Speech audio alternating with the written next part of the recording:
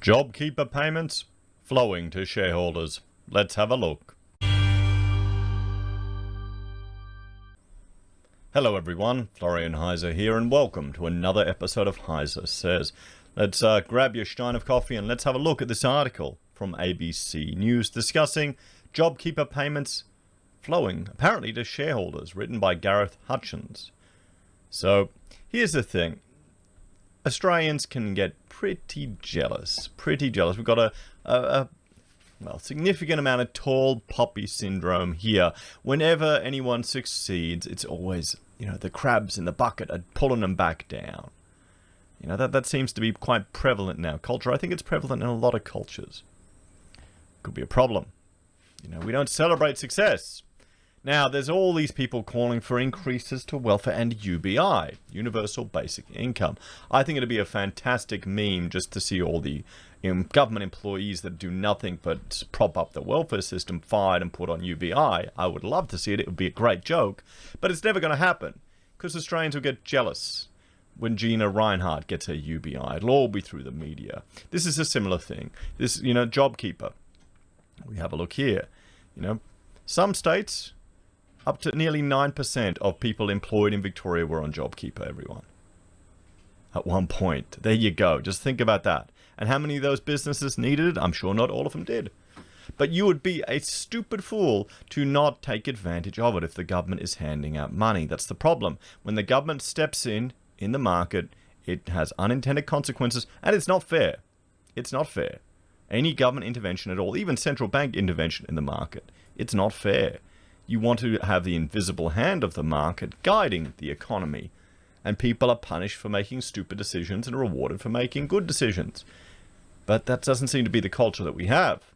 So you're going to see rubbish like this. JobKeeper going to shareholders. What do these people expect? Do they expect every business to be not making any profit? I love it when the unionists get angry that businesses make profit. It's just nuts. So let's have a look. It can be hard following a news story. If a story unfolds slowly over months, in increments, it's like watching a sand dune shift around. But when a big development happens, it can... what? Anyway, he's talking about JobKeeper and executive bonuses. And dividends. Why is that relevant? If the government is handing out money, if they're stupid enough to give out money to prop up some businesses, you're going to get some businesses that are profitable that are getting it. My neighbor got JobKeeper for his own little one-man business. He didn't need it. But he took it. I mean, good on him for taking it. Don't blame him. If the government's stupid enough to hand out this money, they're going to inflate away the purchasing power of what you have anyway. They're going to enslave your children and children's children in future tax debt. So, here's the thing. We've got to get out. There really needs to be a culture shift where any government intervention in the economy is frowned upon, where handing out money is frowned upon, because people realize that the unintended consequences of it are worse than the government helping you. You can't trust them, guys. It's gonna stuff up in the end. It always does, every single time. Come on. But people they can't think that far ahead. They just want the instant gratification and the cash now. Or I'm doing it tough, I need the money. Who cares? I can understand.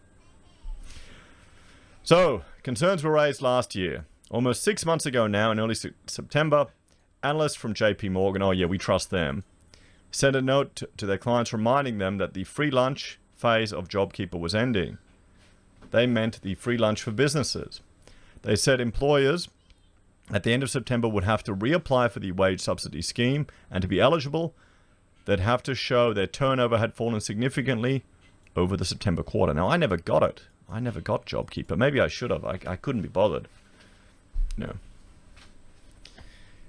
It was the first time in 6 months that employers were being asked to provide evidence for their need for ongoing financial support from the federal government, and it would obviously have an impact. The free lunch enjoyed by certain pockets of the economy had come to an end, wrote JP Morgan analyst Tom Kennedy and Ben Jarman. From here, the wage burden will increasingly shift back to firms and once again realign the profits outlook with the macroeconomic environment. The same week, their note was circulated. Bureau of Statistics data showed company profits had soared by a record 15% in the June quarter. News articles were being written about the phenomenon. Thanks to JobKeeper, the share of national income going to Australia's workers had fallen below 50% for the first time since '59, and the profit share had hit record levels. The graph below shows when the JobKeeper payments noticeably flowed to profits in the June quarter data. Well, that's how it works. If the government is giving you a whole lot of free money, your profits are going to go up. If your industry hasn't been affected. And some businesses are doing well, guys. Look at Harvey Norman, how well they're doing. He's winning the lockdown. Jerry Harvey is winning the lockdown. Just out of luck, and he admits it. A week later, Labor MP Andrew Lee warned Federal Parliament that the JobKeeper scheme was being misused by some Australian firms who were channeling taxpayer funds towards their company dividends and executive bonuses. Well, aren't we all forced to put our money into super anyway because of Labor? So we all get a share of those dividends. There you go. What's the problem? If you're getting taxpayer subsidies, the chief executive should not be getting a bonus, Mr. Lee said. Why not? It's a private business, comrade. You don't get to control it yet. Not yet. I know you want to. Oh, I know you want to. You know. Then a few days after that, the Corporate Advisory Ownership Matters sent a report to its clients explaining that it had found after running a rule over the financial reports of 219 companies on the ASX 300, it says 63 of those 290 companies had received JobKeeper payments, and at least 25 of those companies had paid executive bonuses worth a combined 24.3 million. Yeah, who cares, guys? This is what happens when you get the government handing out money. This is no different to the deadweight loss of the dole or welfare, guys. You're always going to have some people taking advantage of it. This is the problem. The more complicated we make our tax system, the more complicated and the more significant interventions in the government, the more of this rubbish you're going to have. We need to simplify and pull back. Wouldn't that be good? You know, but the people are this is just fuel for the jealousy. This is just fuel for the jealousy. You know, I think honestly, I think tall poppy syndrome really keeps a lot of Australians in their place. What do you reckon, guys? You think that does? You know, a lot of people, you know, you can't possibly do well. I think it's also some of the more traditional conservative tribal cultures as well. I had a colleague at university, and he said, "Oh, you know, if I make money and I go home, I need to give it to all my cousins and this. It's part of the culture." It seemed quite alien to me to just give up things to strangers who were, you know, barely related to you because they ask for it. Oh, well, why doesn't he get a job if he doesn't have something? You couldn't answer me that question. That's the advantage of having multiple cultures come together at university. You can ask blunt questions like that. So it also criticized the lack of standardized reporting practices for companies receiving JobKeeper payments, saying if the payments weren't disclosed clearly, they could be hidden in revenue and used to inflate profits and executive bonuses. There was some public outrage after the revelations, but the news cycle eventually moved on as the year wound down and the country entered the summer break. However, the story picked up again this month. The PM's speech at the National Press Club on February 1, Scott Morrison gave a speech to the National Press Club about the year ahead. During the Q&A after his speech, he was asked what concrete action he'd be taking to ensure the companies that accepted millions of dollars from taxpayers under the JobKeeper scheme before funneling it to executive bonuses and dividends would be paying the money back. He dismissed the question. I'm not in the politics of envy. Yeah, I mean, okay. Here's the thing, guys. Don't get jealous. The government gives out a bunch of money to people. That's what happens. The government has stolen that money and forced the businesses to pay it anyway, okay? So it's a tax refund. That's it. These businesses create jobs. Remember, government doesn't create jobs. If you think government creates jobs, sorry, you're mistaken. The government takes money from working citizens and then redistributes it. How many of these bureaucrats do you think we really need? You know, just look at the meme of the guy pushing the ute on the back of the tray. That's the civil servants. If there are some companies that feel that they want to hand the money back, good for them. I mean, it would be, from a publicity point of view, it would make a lot of sense. But let's not lose sight in some sort of envy narrative that the program did not change the course of the nation. Now skip ahead to last week. That's when more companies became the topic of conversation about the link between JobKeeper and executive bonuses and dividends. If you want to get a share of it, buy shares. Guys, there you go. Shock, horror, gasp. That's at least we still have the capacity to do that until they take that away from us.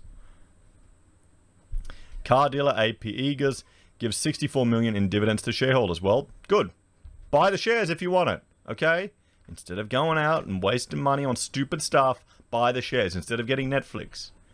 Instead of, and these little things add up. If you can scrape together $500, you can start buying some shares. Oh, look, and there, okay, you've gotten a quarterly dividend of a few dollars. It adds up, guys. It adds up. You build it up. I'm taking little pocket money I find here and there. Interest I'm earning, which is nothing at the moment. Bottles, plastic bottles, I have to, I get 10 cents for each one. Scrap metal I find lying around the place, which I may need to keep the copper. It could be worth something.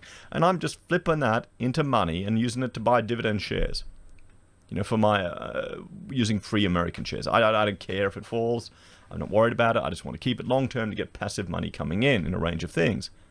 I made $8 in a month. We're not talking a lot of money. I'm talking pocket money here, so the wife can't complain. But still, that's free money that sure you had to work for it, but it's, if I can get that to $100 a month, that's my internet paid for. Guys, you got to start thinking like that, not being envious and jealous and petty. It doesn't take, $50 a month, $100 a month. That's a little, it doesn't sound like a lot of money, but it can make a difference to someone. Oh, but Florian, you have to tax it and this and this. Yeah, that's life, guys. We need to advocate for the government to step out of our lives a bit. That'd be nice. Anyway. So if you're interested in buying shares, join SelfWealth with my referral link and we'll each get 5 free share trades. At least Australian share trades, guys. There's the plug. So, one of those companies was AP Eagers, Australia's biggest car retailing group. It declared a profit after tax of $156 million despite experiencing historical low sales in April and May during the lockdowns. Yeah, and then they picked up, didn't they? Fly up because everyone took out their super money on board cars. And then they're probably the same people complaining, why aren't I getting any dividend money? It received JobKeeper subsidies worth $130.5 million from Australia's government and $4 million in wage subsidies from the New Zealand government. It said it would be paying dividends to its shareholders worth $64 million this year, including $17 million to the billionaire Nick Politis, who chairs the Sydney Roosters National Rugby League Club and owns 27% of the group's shares through his company WFM Motors. Who cares? Are people really this jealous and petty? I mean, this is an ABC article, so you're going to have a very left-leaning expectations here, but if you want a share of that, guys, what is it? What company is it? AP Eagers. Let's have a look. If you want a share of it, AP Eagers share price. There you go, $13.55 per share. That's what it'll cost you to buy it. So every month you buy a Netflix subscription, that could be one share you could be earning in this company. We have a look here at a year. There you go. So it's doing pretty well. It's back at where it was before it fell. So if you had got in at $2.94, you would be quite happy now, wouldn't you? Particularly it's paying a dividend. The yield's only 1.85%, still a yield. See, this is what is more concerning to me, everyone. I mean, okay, people work the system. We're used to that. We're seeing it on the corporate side. We're seeing it on the welfare side. We're seeing it everywhere. We've got a whole wealth of bureaucrats that are just, taking people's money from business and private and wasting it. We've got a government intervening in the economy, causing all these unnatural things. We've got a housing bubble that's going to it's causing pain to our future generations. We've got a government racking on debt, and more debt. And yet they're worried about this. They're creating articles here about jealousy, envy. We need to get over this as a country. We really do. Because we've got so many other problems. AP Eagers chief executive Martin Ward said the company wouldn't be repaying any of the $130 billion in job seeker subsidies because he believed the money was used for the right intentions. Approximately 6,500 of our employees were grateful recipients of the JobKeeper wage. Yeah, he could have just fired them. He could have just fired them, everyone. That's what could have happened. If the government didn't want this to happen, then they shouldn't have paid it out. They represented around 14% or the equivalent of 6 weeks of our annual payroll, which mirrored the duration of the government-mandated restrictions on trading, he said. The company's annual payroll was 927 million, so 130 is about 14% of that. So in effect, the government paid for the company's entire payroll for 6 weeks. Well, the government forced them to lock down or destroy the economy. The government was only extending a lifeline. The problem is the federal government never said it would be providing 100% of the company's payroll during the lockdown. It said it would be providing a lifeline for $750 per employee per week for the first 6 months of the program, and it did.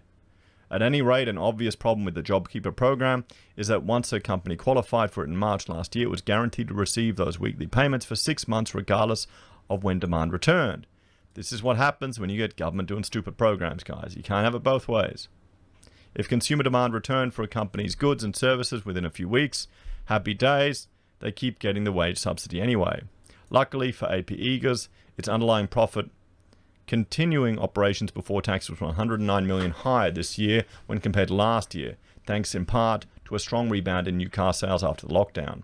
Mr. Ward said Jobkeeper helped the company save around 2,000 jobs. The stimulus enabled us to save over a quarter of our workforce and keep employees connected to the business, facilitating a faster recovery, as was the intention of the scheme. A recent government-imposed lockdown in Western Australia, Greater Brisbane and Victoria demonstrated we're not out of the woods yet. Although our access to JobKeeper ended in September, we've continued to support and pay our employees who have not been able to work during the lockdown. However, Mr. Lee thinks millions of dollars should not be going to companies' shareholders in this environment. Why not? It's just jealousy.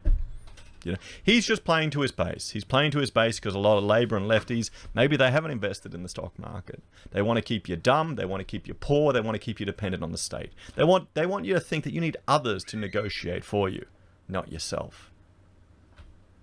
Jobkeeper was never designed to help billionaires buy an... Oh, come on, mate. How many normal people own shares in this company? So what do you think? I mean, guys, of course this is going to happen. Is anyone surprised? This is what happens when the government just gives out money, okay? It doesn't go well, one way or another.